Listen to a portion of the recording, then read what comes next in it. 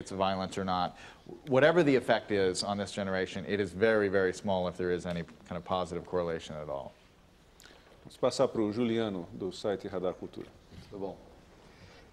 A pergunta é a seguinte, há uns 2 anos, um intelectual americano que o senhor com certeza conhece, o Kevin Kelly, ele escreveu um artigo publicado na revista Wired, dizendo que o que a maior parte das pessoas não enxerga em relação à internet é que ela está dando luz a uma nova forma de vida, que é o casamento de nós, seres humanos, com as máquinas.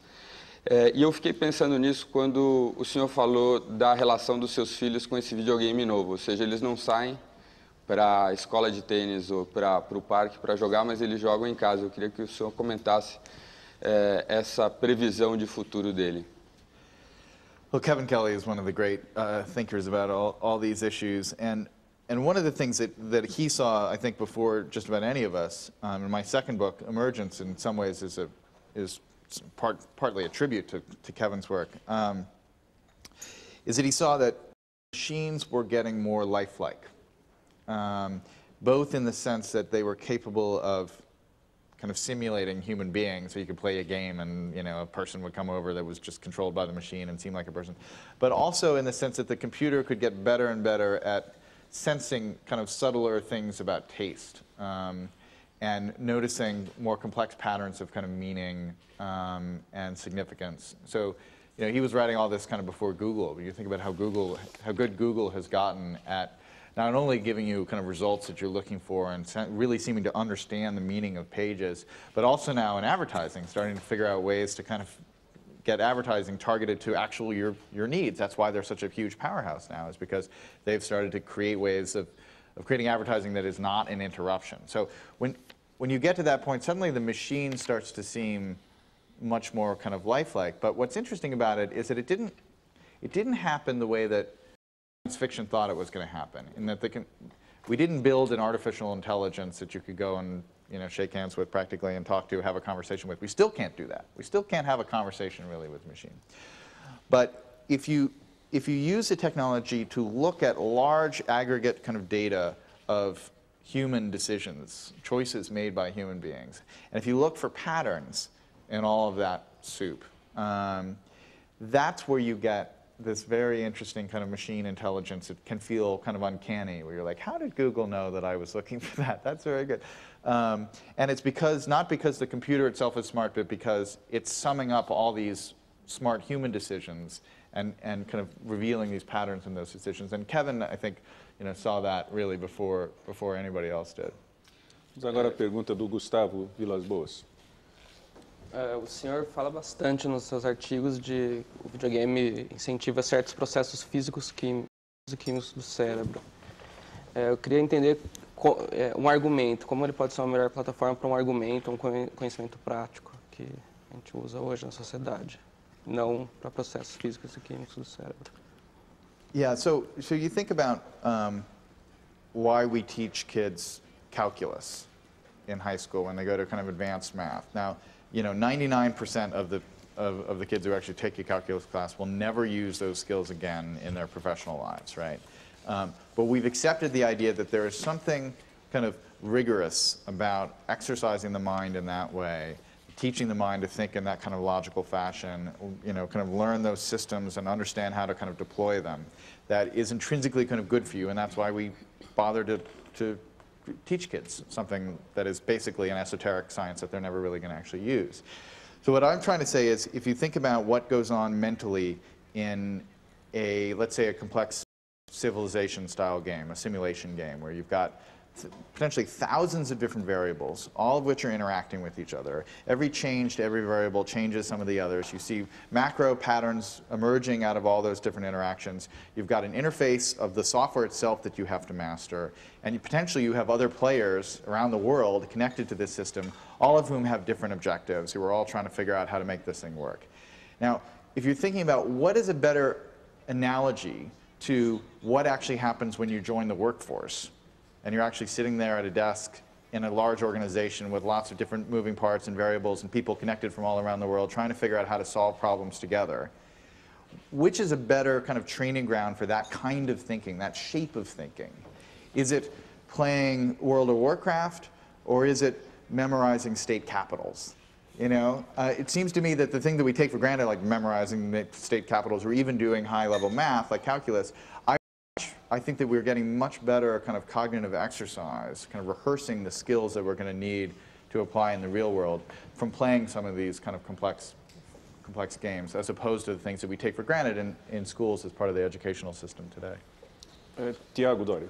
Ainda sobre o assunto games, eu gostaria que você comentasse sobre um novo formato que vem sendo utilizado por algumas empresas de mídia no exterior, que são os new games, né? Jogos baseados em notícia, em algum acontecimento que ainda está em curso. Você acha válido apresentar uma notícia, uma informação por meio de um jogo? Oh, the use of news through a game. Well,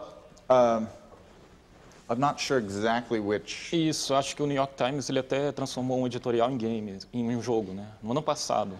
Oh, really? I haven't seen that. Here, I think that there are cases where it could be useful, and then there are cases where it's a gimmick, right? The problem with games is the problem with games and news, and with games and history, really, are that you control the outcome in a game. That's the definition of a game, is that you decide what happens, right? And if the point of teaching history and the point of conveying news is to tell people what happened, once you hand over control to the players, the whole project gets changed around a lot. So if you're trying to teach the history of the American Revolution, on some level you want to sit down and give the facts and tell the story of what happened, and so that kind of coherent history is there embedded in people's minds.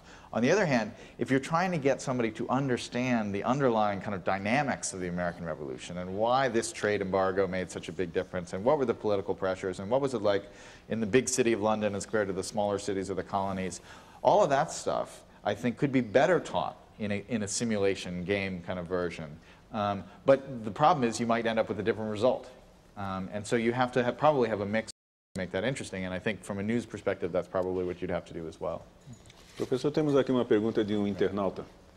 Então, tem uma pergunta bem pertinente. Parece que o telespectador está preocupado com essa questão da internet, dos games e do aprendizado das crianças. Então, o Marcos Ramon Filho, que é de São José dos Campos, São Paulo, pergunta o seguinte: como o professor pode se inserir nesse novo cenário digital para educar?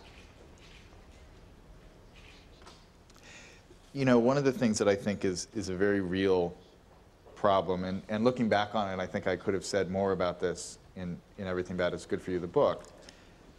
We can't underestimate how, in a sense, electric these new forms of media are, and that they you know, people do get pulled into them, and if you're taking the format of a classroom where you're standing in front of a bunch of kids and giving a lecture with a chalkboard behind you, and the competition is building you know, the Roman Empire again on a screen at home, the chalkboard is going to lose out to the Roman Empire. So the question is, to what extent can we bring a little bit of the Roman Empire into the classroom, and to what extent can we, you know, kind of rethink the structure of the classroom?